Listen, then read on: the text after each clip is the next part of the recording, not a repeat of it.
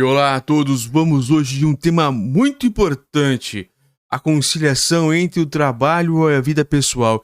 Isso está afetando o mundo todo e existem países aqui, segundo a pesquisa da BBC, que as pessoas estão melhor conciliando. Não é tão bom quanto deveria ser, mas entretanto, o tema é este, olha só, 5 países com melhor equilíbrio entre vida pessoal e o trabalho. Isso é de extrema importância.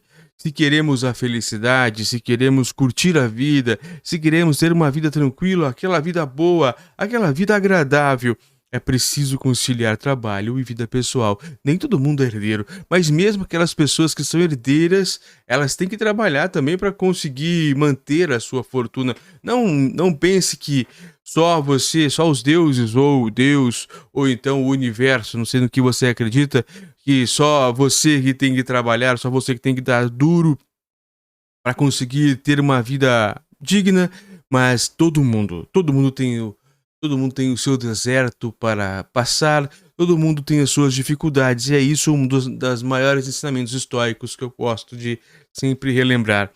Então vamos para os 5 melhores países com equilíbrio de vida pessoal e trabalho. Veja que equilíbrio não diz que a pessoa trabalha menos, ou então a vida pessoal é melhor, a vida pessoal é mais, trabalha menos ou mais.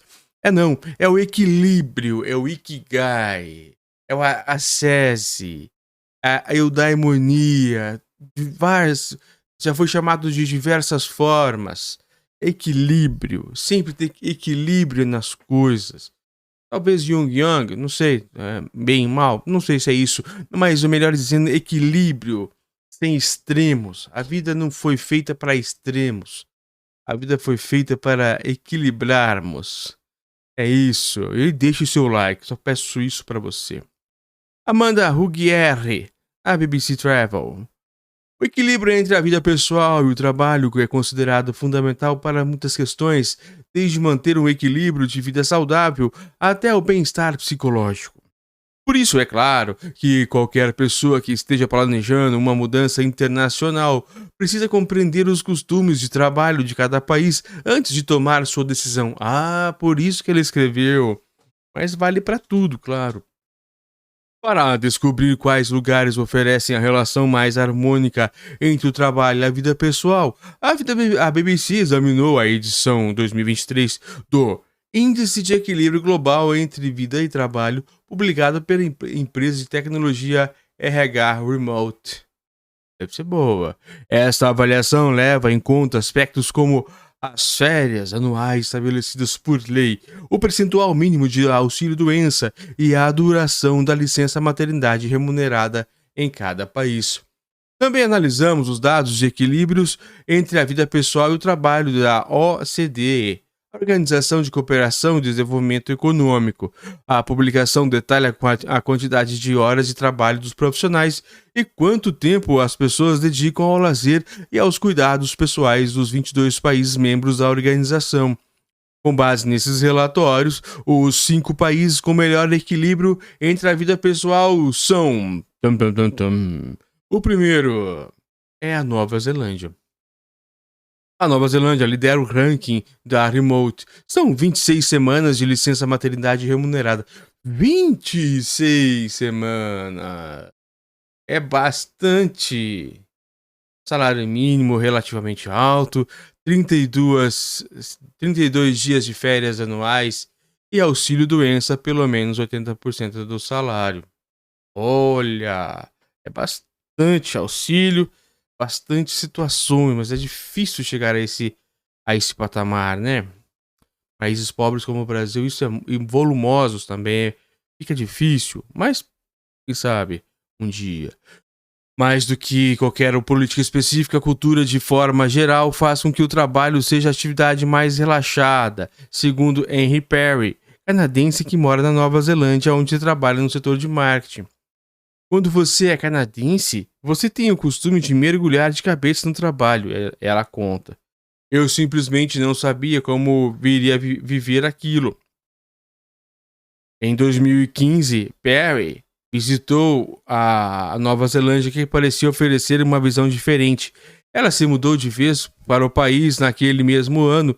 Desde então, aquela visão inicial correspondeu em grande parte às suas expectativas. É claro que a Nova Zelândia não é perfeita. Os dados da OCDE mostram que 14% dos profissionais trabalham mais de 50 horas por semana, acima da média de 10% entre os países da organização. No Brasil, se eu não me engano, são 40 horas. Eles também dedicam um pouco menos de tempo, em média, a OCDE, 14,9, ou quase 15 horas por dia, aos cuidados pessoais, como comer e dormir, e ao lazer, como passar tempo com a família e aos amigos praticando hobbies e assistindo TV. Perry destaca que alguns mecanismos de apoio governamental oferecidos por outros países ricos, como o seguro-desemprego, não existem na Nova Zelândia. Além disso, os custos das creches são altos e crescentes no país. A visão flexível do trabalho na Nova Zelândia também pode trazer desvantagens. Se você precisar de que algo seja feito com urgência, você estará em maus lençóis, segundo Perry. O mês de dezembro é perdido, nada realmente acontece. As pessoas não respondem os seus e-mails. Mesmo assim, Perry acredita que é difícil superar a postura cultural neozelandense quando há o equilíbrio entre o trabalho e a vida pessoal. As prioridades das pessoas são a sua família, o seu bem-estar, a recreação e as viagens, ela conta. Elas realmente consideram o seu tempo é muito valioso. Muito tempo e o trabalho é muito um meio para atingir um propósito e não representa toda a sua vida. O segundo é a Espanha. A Espanha ocupa o segundo lugar no índice remote, graças aos seus benefícios com 26 dias de férias anuais oferecidos no país. Até aqui eu tô ficando meio ressabiado, porque estão dando ênfase às férias. Qualidade de trabalho, o equilíbrio entre trabalho e também... Aqui eu reajo mesmo, não tem como não reagir. O equilíbrio entre trabalho e vida pessoal são as férias? Será que é isso? Eu acho que não, mas eu vou continuar. Claro que eu vou continuar lendo e respeitando aqui os nossos especialistas, mas assim, eu acho que não é só isso. Os dados da OCDE indicam que os trabalhadores espanhóis dedicam ao lazer e os cuidados pessoais a maior quantidade de horas diárias de qualquer país ou organização, depois da Itália e da França. E apenas 2,5% deles trabalham por muitas horas em empregos remunerados. Os números não surpreendem a escritora de viagens Isabelle Klinger. Ela morou na Suécia, no Reino Unido e na Irlanda, e mora em Barcelona, na Espanha, desde 2010. No Reino Unido e na Irlanda, muitas pessoas passam todo o tempo no trabalho e, quando estão trabalhando, estão socializando com os colegas, segundo ela. Mas na Espanha, isso não acontece. Você conhece as pessoas e elas não perguntam imediatamente o que você faz, ela conta. E elas não falam de trabalho fora do trabalho. Ah, isso é legal. Talvez, se você sair com alguém para beber depois do trabalho, a pessoa pode dizer algo como: tive um dia muito ruim, mas depois de 10 minutos, vocês estarão falando sobre outra coisa. Ainda assim, Klinger conta que é comum ouvir espanhol dizerem que trabalham muitas horas por dia. Por parte disso, se deve às alterações ocorridas nos horários de trabalho nos últimos anos. O dia do trabalho tradicional na Espanha durava... O dia de trabalho, não do trabalho. Tá errado. O dia de trabalho tradicional na Espanha durava das 8h30 a 1h30. Uma siesta de 1 ou 2 horas. Siesta, nós já lemos aqui, né? Siesta é como se fosse uma soneca, um pequeno descanso. É mais do que a hora do almoço. A hora do almoço é uma coisa. A siesta, ela é uma hora que o espanhol ele apaga mesmo, ele dá uma dormidinha. E terminava logo após uma siesta de 1 ou 2 horas e terminava às 19 ou 20 horas. Mas o hábito dessa siesta vem diminuindo ao longo dos anos. Por isso, alguns trabalhadores não fazem mais o intervalo do meio-dia e continuam ficando até a tarde no escritório. Para combater essa mudança, em 2016, o então primeiro-ministro espanhol Mariano Rajoy declarou que gostaria de ver o dia inteiro terminar às 18 horas, em substituição à prática da siesta. Assim, dados recentes da União Europeia demonstram que os espanhóis trabalham em média 37,8 horas por semana, apenas cerca de 20 minutos a mais do que a média do continente. Nas empresas que mantêm a prática de longos intervalos de almoço, existe uma tradição às sextas-feiras durante o verão, chamada de jornada intensiva. Em vez de intervalo para o almoço, os funcionários encerram o expediente às 5 horas, às 15 horas, às 3. Para Klinger, o resultado é uma cultura que mantém suas prioridades nos seus devidos lugares. Você não vive para trabalhar, segundo ela, você trabalha para viver. Isso, nós trabalhamos para viver. Mas aqui no Brasil não pode, né? Mesmo que em convenção coletiva, não se pode. A CLT é rígida e a Justiça Trabalhista também é rígida nessa questão do horário de almoço. Horário da siesta, como se fosse. Há de ser horário de almoço. Dinamarca é a terceira. Poucas pessoas compreendem mais os benefícios do equilíbrio entre a vida pessoal e o trabalho na Dinamarca do que Ellen Russell, autora do livro The Year of Living Dangerously, ou O Ano de Viver a Moda Dinamarquesa, em tradução livre. Ela mora no país escandinavo há mais de uma década. Trabalhei como jornalista em Londres por 12 anos. Ela conta. Eu passava muitas horas trabalhando, era corrido. No dia a dia em Londres costumava sobrar muito pouca vida no equilíbrio entre vida pessoal e trabalho. Eu simplesmente achava que aquilo era normal. Foi quando nos mudamos para cá. Russell conta que, entre outras coisas, ela observou como rigorosa é a fronteira entre o trabalho e a vida pessoal. O dia de trabalho começa às 8 horas, segundo ela. As pessoas normalmente desligam seus computadores às 4. Como normalmente é preciso ir buscar as crianças na creche perto das 16 horas, todos terminam o seu dia de trabalho nesse horário, mesmo que não tenham filhos. Existe realmente um horário familiar sagrado, digamos que entre as 4 e as 7 horas, todos os dias, quando as famílias se reúnem. Olha que bonitinho. Ela conta. Você pode responder alguns e-mails depois que as crianças forem para a cama, mas fora isso, o seu trabalho meio que acabou. Aqui uma questão de decisão, né?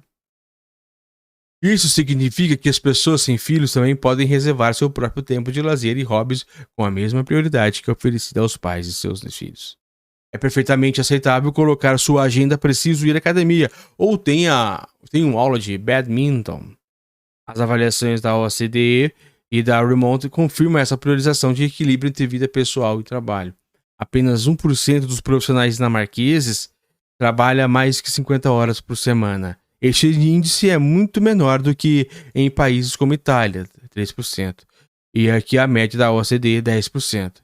Eles também dedicam 15 horas,7 por dia ao lazer de cuidados pessoais, o que é mais do que a média da organização. Existe também apoio ao trabalho flexível. Na verdade, o país criou seu próprio sistema chamado Flex Jobs em 1998. Ele permite que os profissionais solicitem padrões ou horário de trabalho diferentes e até mesmo tarefas que sejam fisicamente menos desgastantes. O país também oferece 36 dias anuais de férias, 36 dias de férias anuais, um dos padrões mais altos dos países ricos, e os trabalhadores devem receber 100% dos seus salários em caso de doença. A França é o quarto. Segundo a OCDE, os trabalhadores da França dedicam 16,2 horas. 16 horas e 2 por dia ao lazer e cuidados pessoais, atrás apenas da Itália. E na lista da Remote sobre o equilíbrio entre vida pessoal e trabalho, o país ocupa o terceiro lugar com um dos mais longos períodos de férias anuais, 36 dias. Fato, mesmo em uma cidade movimentada como Paris, os moradores locais priorizam o tempo sem trabalhar, segundo a freelancer e empreendedora canadense Sarah Mitchell. Ela mora desde 2021 na capital francesa. A cultura francesa promove um senso de repouso e relaxamento, ela conta. A cultura dos cafés é um bom exemplo. É comum observar pessoas sentadas e relaxando fora de casa a qualquer hora do dia, segundo Mitchell, particularmente com um bom tempo. E não apenas entre amigos e colegas, mas também pessoas que tomam seu café sozinhas.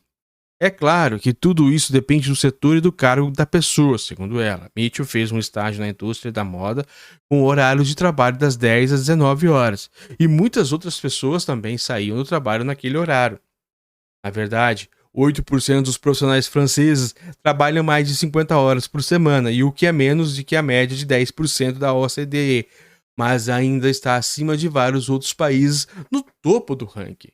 Mas, de forma geral, a visão de equilíbrio, segundo Mitchell, com ênfase na cultura e a prioridade financeira das partes e da cultura na França faz a diferença.